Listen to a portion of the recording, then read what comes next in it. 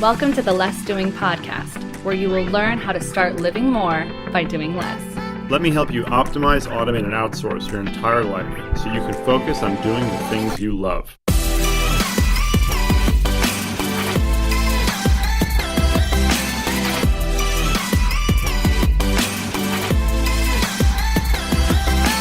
Now here's your host, Ari Meisel.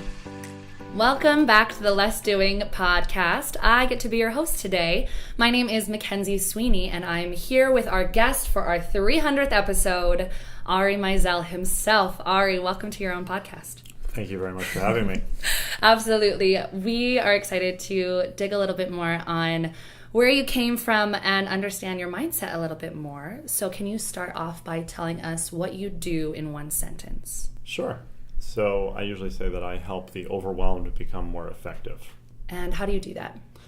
By showing them how to optimize, automate, and outsource everything in their lives and their businesses, I really take what I think is a fairly holistic view and a really psychological view in terms of what makes people more or less productive, more or less focused, control freaks, trust issues, all the things that go into what people sort of put under the bucket of productivity. But to me, it's really about being as effective as possible. So doing the right things, not just doing things right. Can you, in your words, define the difference between productivity and efficiency? Of course. Well, so for me, productivity is really just producing more. And I almost cringe using that term with people sometimes because it's the one that people relate to most. It's the word that is sort of the one in the zeitgeist, I guess, in terms of what we think of being able to be more valuable. But productivity is really just producing more. So that's productivity. Efficiency would be producing more with less, and effectiveness would be producing the right thing. So I'm always trying to get to more effectiveness. Gotcha. So it's we see your bio in a lot of speaking opportunities as a productivity expert. Of course. We should change it to efficiency and effectiveness. Well, the problem, the funny is the problem with efficiency expert is that people think that it's like I'm like a manufacturing specialist, so I'll go into a factory and make them more efficient, which I guess you could technically, but that's usually what people associate with efficiency. It's a misnomer for a lot of people. Mm-hmm. Now, especially when finding your unique ability of being an effectiveness expert, so often we struggle it with ourselves. How did you find that this was the space in which was your true calling? I think that we teach best what we most need to learn. So having been in a situation where I was confronted with the literal question of what would you do if you could only work an hour a day because of a debilitating illness that I had, you could either sort of throw your hands up and just let the tide wash over you, or you have to figure out some way to innovate in that situation. And for me, it was an entirely new system of productivity. So really sort of understanding how limitations can help us come up with new ways of getting out of the situations is how I look at it. Can you actually detail a little bit more about your past? I know a lot of our listeners know back in 2006 you were struggling with Crohn's disease, but for the listeners who might be newer, can you help us understand where you came from and how you were able to optimize and understand yourself a little bit better?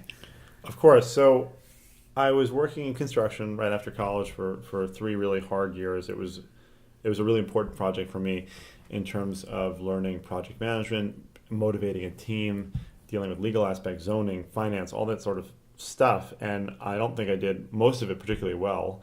The thing that I do feel confident about at the end of the day was that I was very good at leading a team. And that was what I loved doing. And the way that I did that at the time was that I told anybody that worked on the job that they had to teach me their trade. So I spent the next 3 years of my life from the age of 20 to 23 learning and doing every construction trade imaginable, from bricklaying to asbestos removal and roofing and building roads. I mean, every single thing possible. And because it was the project I was doing was a historic renovation, I was able to, or restoration rather, I was able to do things that a lot of people don't get to do in their first 15 or 20 years of construction because they're doing new stuff. So it was the hardest work I've ever done in my life. I was not taking particularly good care of my body or my mind. And at the end of the 3 years, I was in a lot of debt, and I had gotten diagnosed with Crohn's disease. And for those who don't know, Crohn's is a chronic inflammatory condition that affects the digestive tract. It's considered to be incurable. It's very painful and very, very debilitating, especially at the time still. even 10 years ago, 11 years ago, it was not particularly well understood. There were all sorts of different modalities in terms of what caused it, what made it worse. And so I went from working 18 hours a day to finding myself in this situation where I could barely do an hour a day. And I was getting sicker and sicker, and I was put on a lot of meds. And in full transparency, the medicines that I was on were a huge saving grace for me. And I think that they really gave me a little bit of a chance to be able to change things. The problem with most situations where people are against traditional medicines is that they don't change their lifestyle. And I drastically changed mine. I stopped eating McDonald's twice a day and smoking a pack of cigarettes a day and drinking excessively at the time every day. And so for me, first of all, starting with the exact opposite of everything I've been doing was the easiest thing to do, because rather than thinking, should I try this, should I try this? No, I was like, I'm just going to do everything completely opposite. So there was a lot of self-tracking and self-experimentation, nothing insane. And honestly, at the time, this was, I guess now like 8 years ago, there weren't as many cool like biohacking tools like we have nowadays, and you couldn't go sit in a cryo chamber and freeze yourself and all that kind of. So a lot of it was really seeing how different foods made me feel. And at the end of the day, the number one biohack, in my opinion, is self-awareness and proprioception, which I know you'll understand as a yoga instructor. We have so much stuff going on in our lives and our minds all the time that it's really easy to just lose awareness of what's happening. And if somebody's listening right now and you just say like, just stop listening to me for a second and think about how your big toe on your right foot feels. You just stop and think for a second, like, oh yeah, there it is. Like you realize that you weren't like in touch with those kinds of things. But that goes in terms of what we eat. So many people get to a part of the day where they are feeling tired or hangry or just angry. Hangritated. Or hypoglycemia, I think is another one. Yes. And the problem is they never think like, who have I interacted with in the last 3 hours, and what did I eat in the last 3 hours, right? No one really thinks that. And even if they do, it's like, oh, well, whatever, it's a passing thing.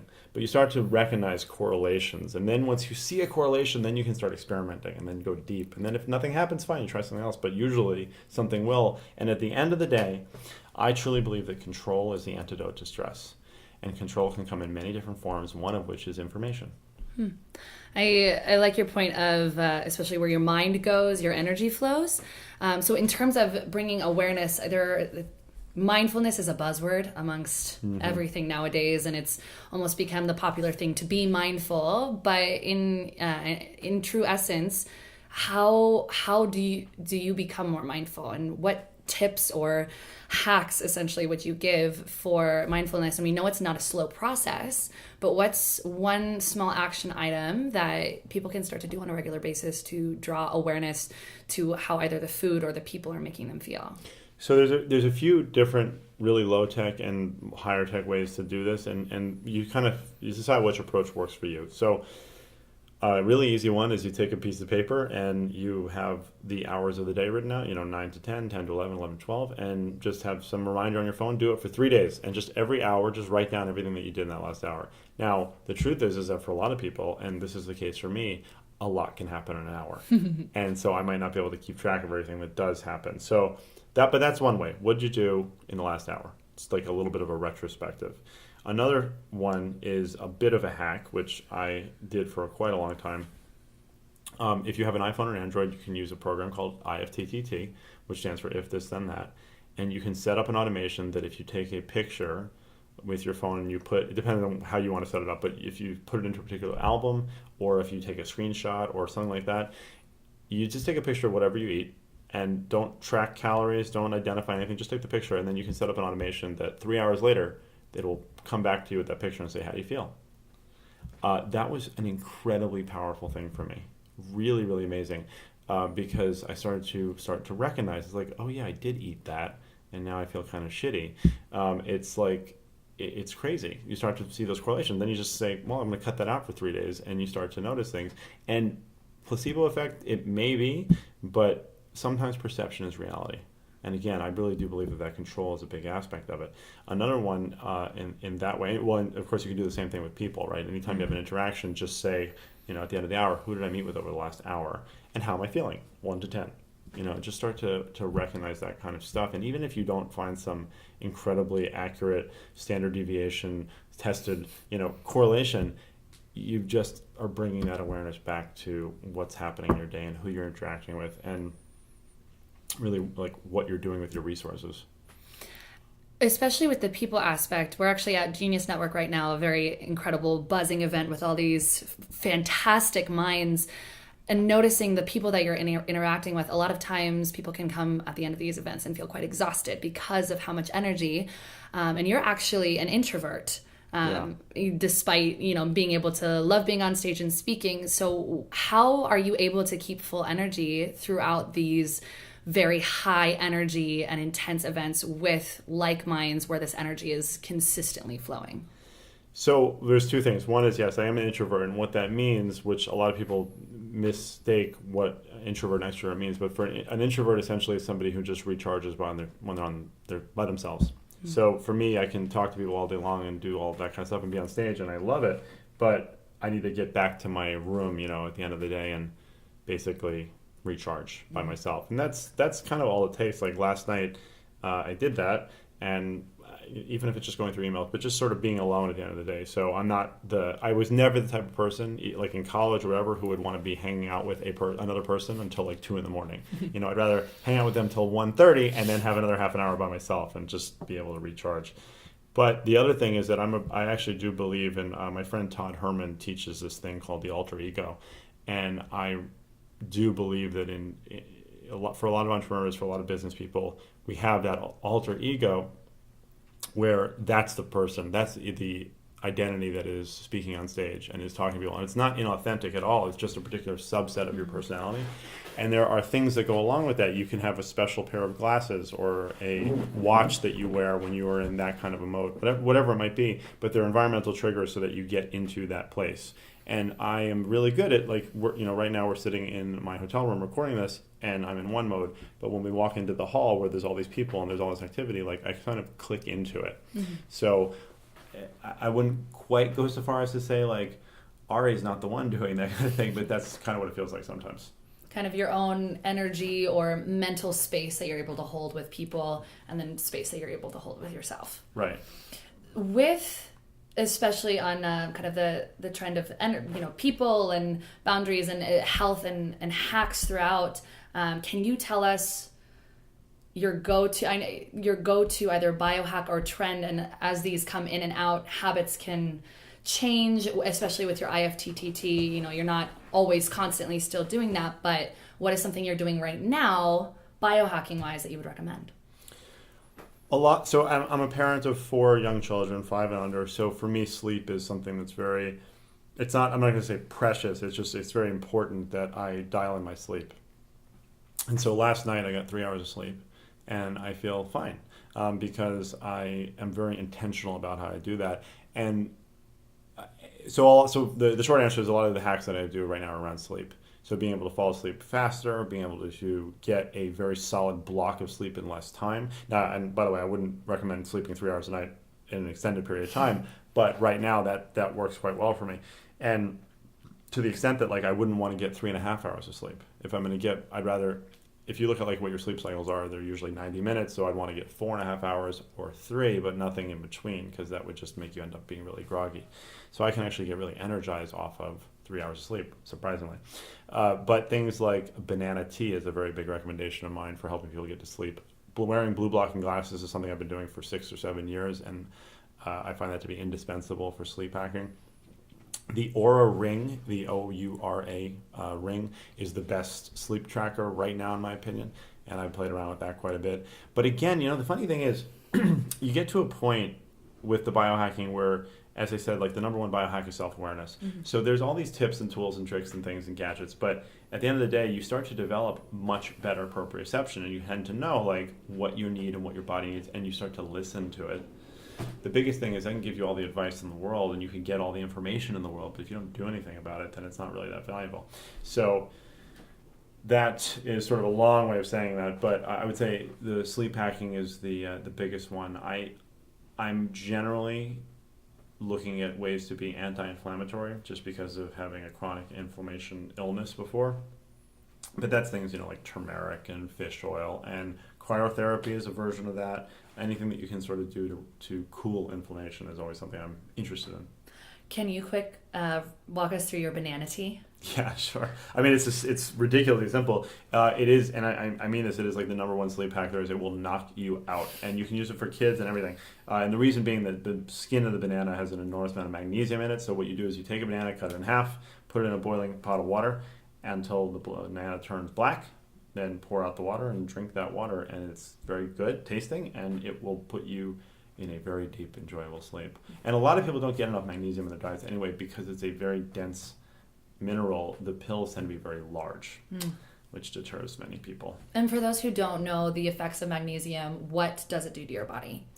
It's basically like a nervous system regulator, essentially. So it helps with like heart rate variability. It helps with sleep hormone regulation. So magnesium is really, really important. And you can get it through like bath salts, for example. Like Epsom salts is really good source of magnesium. You can get like liquid magnesium you can put on you. So most people don't get enough magnesium in their diets. Mm-hmm. Now you've 4 children under the age of 5. You are a dad and an entrepreneur, and you live a very integrated life with your work. Can you describe any things you've learned along the way? I mean, through hardship or testing, to give tips to people who are family oriented, who are also wanting to start their own ventures or scale their businesses. How are you able to integrate your work and your life? Well, so first of all, I have to say I like that you use the word integrate, because most people call it a work-life balance, which I don't believe in. Mm-hmm. And there's no such thing, in my opinion. You'll always be out of balance if you're looking for some kind of balance, just because you're the same person at the end of the day. You're the same heart and mind and body. So having a work-life integration, understanding that there needs to be levels of compartmentalization that you do. And so that's the number one thing for me is compartmentalization. I'm able to create triggers, much like the alter ego thing, that there are certain modes that I'm in at certain times and other modes that I'm in at other times. And when I am in dad mode or family mode, that is the mode that I am in. And there are things around that, like I don't have my phone with me when we're at home doing that. And there's just certain activities that go along with that, which may sound obvious, but the thing is, if you get in this idea that it's easier to act your way into a way of thinking than to think your way into a way of acting. So same thing for work, knowing that there's the particular chair or the glasses or the essential oils that you use when you are working. If you recognize that you create these environmental triggers for being in those particular modes, it makes it a lot easier to switch between them. But the second part of that is absolutely indispensable is systems for capturing ideas. This is one of the most important things to me in my entire life, is that I am an idea person, as most people are. Some people are more than others, but entrepreneurs are certainly idea people. And where you lose presence when you're with your family, for example, or you're with friends or whatever, is that you get an idea and you start thinking about it. And the thing is that the human brain is great at coming up with ideas. It's very bad at holding on to them. And also recognizing that there is a different time in your day and your week to come up with an idea versus a time to process that idea. So systems for capturing ideas are everything from having Post-it notes around your house to I have 2 Amazon Echo Alexas in the house that I can at any time say, Alexa, like make a Trello card for this, or Alexa, remind me of this. And then even automations. So if I take a screenshot on my phone every night at 8 o'clock, I get a digest of all of the screenshots of the day, so then I can think through it. And so that at the end of the day, I can be pushing my kids on the swings and have my hands full and all that stuff, but I get an idea, I can capture it in a second, and then move on. Mm-hmm. That is the single most important thing that I can tell people, is having proper systems for idea capture will really, really help you with reducing stress, reducing that feeling of overwhelm, and also allowing you to remain present. Be able to trigger that deep thought that does create that innovation. And especially when you say your environmental triggers, it sounds like those are your routines or your rituals, even if it's one little small thing that when you sit down, you put your blue blocker glasses on, you're going to be doing your content. So having that consistency of rituals, and then with your idea capture, being able to set the boundaries and the systems to do as such. One of my favorite ideas that you have presented changed my perspective. It was the idea of replaceability. And that can be scary for some people, but can you walk us through what your perspective on replaceability is and how you're able to train and teach that to other people? Actually, really good timing for that too, because I just figured out this sort of way to replace part of what I consider to be my unique ability. So yeah, it's an interesting driving force for me, is that I'm always trying to make people think in ways that they can be as replaceable as possible, which is completely contrary to what our egos tell us, right? We need to make every little thing that we do valuable, unique to us, protected by us, so that nobody else could possibly even understand how to do it, so that they could ever take it away from us. And that's where you end up with people saying that they're so busy and that they're so busy. They're so irreplaceable. So irreplaceable because they can book travel, and I'm not trying to trivialize it. The truth is that those people do have things that are very valuable, but they end up filling in the space with all this other stuff. And I'm not judging. I mean, everybody is. It's a human need is to make ourselves feel valuable in any situation we can, and be irreplaceable. Mm-hmm. The problem is that if you can't be replaced, you can't be promoted. Right? And you can look at that in any different context. Promotion could be in a company, it could be retiring, it could be getting a big boat, whatever the next level is. If you can't be removed from the place you are at, meaning that you're the bottleneck, you can't move on to other things. And we should always be looking at how we can be growing individually and as a system. So if you start to look at what you are actually doing with your time and the processes that you go through and documenting them, and start to recognize that the 7 steps it takes to do that thing you do really could be done by somebody else, or maybe a application online or an app or something, it should be very freeing. You should start to recognize that a big weight is being removed from your shoulders because you are no longer this bottleneck. You are no longer a liability. You think about the extreme example of, what happens if you get hit by a bus tomorrow?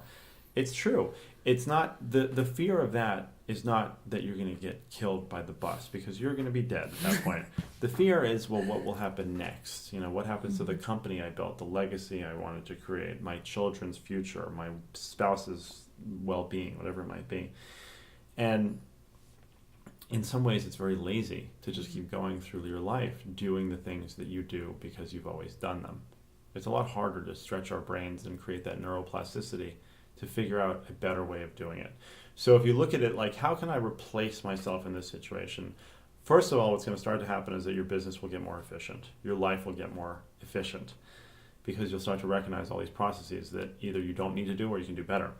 But what you also start to find out is that as you chip away at all the stuff, and I always think about the Michelangelo take on sculptures, that the sculpture lives in the block of marble. It's just his job to chip away the excess. So if you do that, you get to what is your unique ability. And you start to find out that that's the thing you really love doing, that you're really good at, that you can really bring value to the world with. Mm-hmm. So in my case, and why I said this was good timing, my unique ability, in my opinion, is as a curator and creator of content. I like to write, I like to speak, I like to do these podcasts. But I also, for the last 7 years or so, I probably follow 150 to 200 blogs a day, where I'm looking at thousands of blog posts a week. And now I'm not reading them all, but I'm processing and I'm deciding which are the right ones I want to share with our community, and on a newsletter and on the podcast and all that kind of stuff. And it's a big part of my time. And it's also the kind of thing where if I don't do it for a few days, I miss things. So I was really excited this week to be able to train a machine learning artificial intelligence platform to curate content the way that I do. And on one part of what I do, I was able to get it to 87% accuracy. On the other part, I'm at 67%, so I'm still training it. But it's extremely promising, and it removes a very big chunk of what I have to do. And I can still curate, because it's never going to be perfect. But it's something that you would never think could be done by someone else. And yet you're mapping that thing that is uniquely you onto a computer algorithm. And to me, that's not scary. That is amazing, because all that means is that I can do more of the things that I want to do. Especially with growth, and in the last 4 weeks, you've had a lot of growth yourself, from stepping back from the virtual assistant company that you co-founded, Leverage, to revive your brand of Less Doing. And it's been a whirlwind of a 4 weeks for you. Can you give us some of the challenges that you've faced, on the day-to-day, and some of the main takeaways that you have from this last month? Yeah, I have to say it has been an incredible ride. I mean, separating from Leverage was a decision that was a long time coming, and I did not take lightly. And the biggest loss for me was the daily interaction with the 200 plus people on the team that I built. And at the end of the day, it was Leverage's idea that I wanted to continue going on and was on a good path to do that. So less doing is what I really love doing, and that is the thing of dealing with people and interacting with businesses that have real challenges. And I like being the sort of genie in the bottle, that somebody has a problem, I want to figure out a way to fix it. And that's not something that is meant to scale. So there's different ways to approach that. So now we have a very, very small team, of which I'm very grateful that you're a part of. And I got to do all the things that I knew were inherent to my ability to do, but that I'd been blocked from doing because I'd been distracted for a long time. And one of the main things was trusting people and allowing people to be empowered and have more responsibility than they quote unquote rightly should.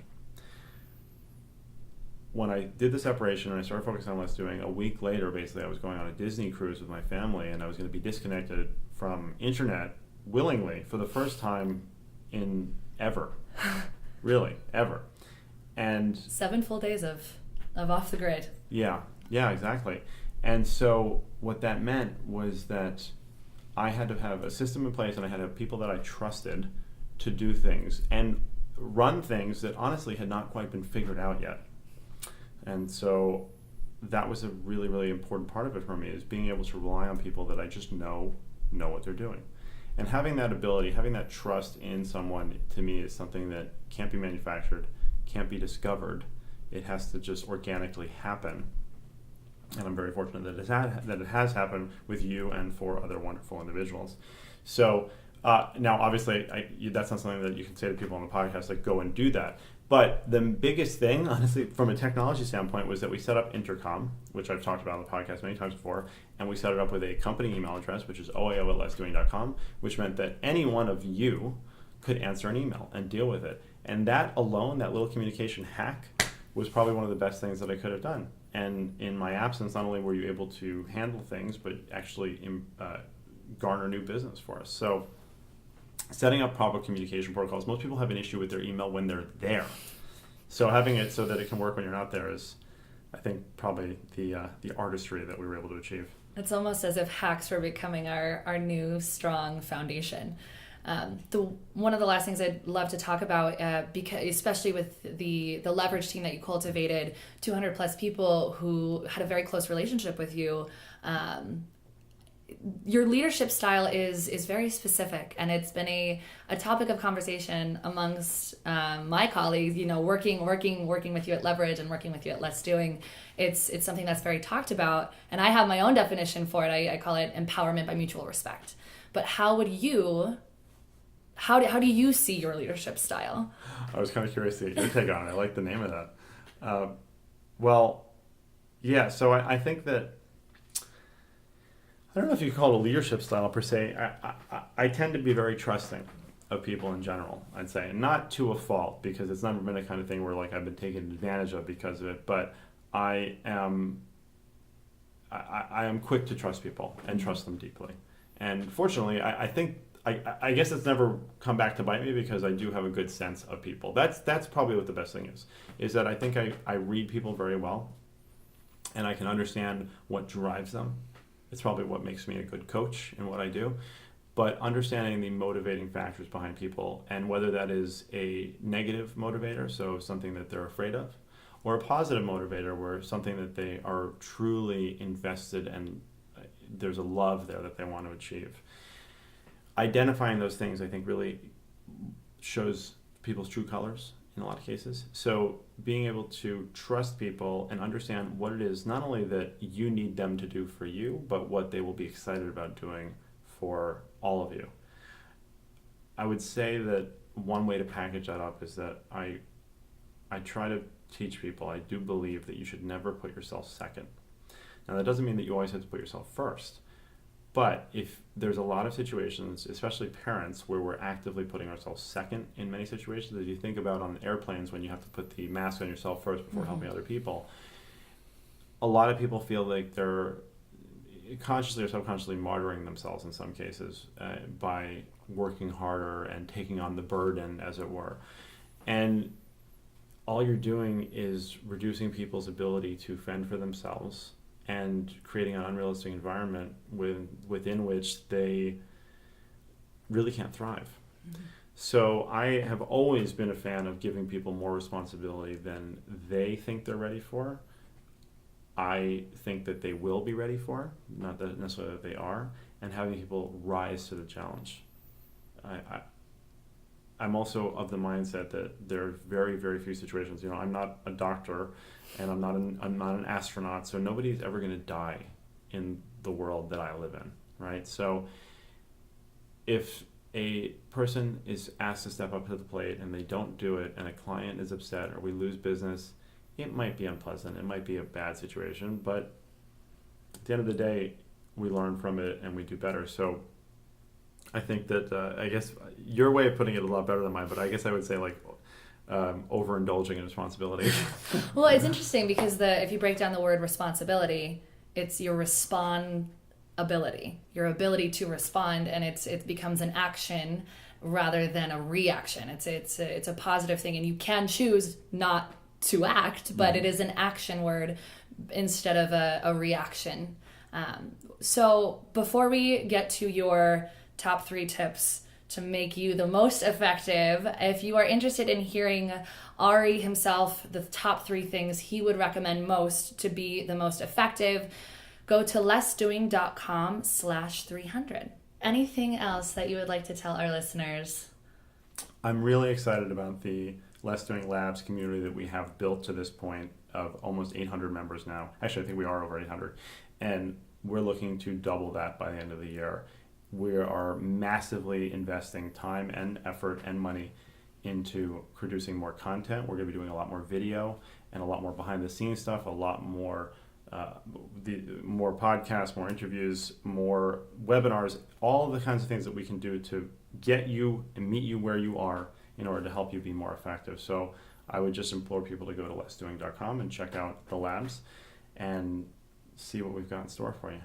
Fabulous. Well, Ari, it was a pleasure getting to pick your brain here today. Thank you for letting me interview on your podcast. And for listeners, if you're interested in joining that Less Doing Labs community, again, go to lessdoing.com.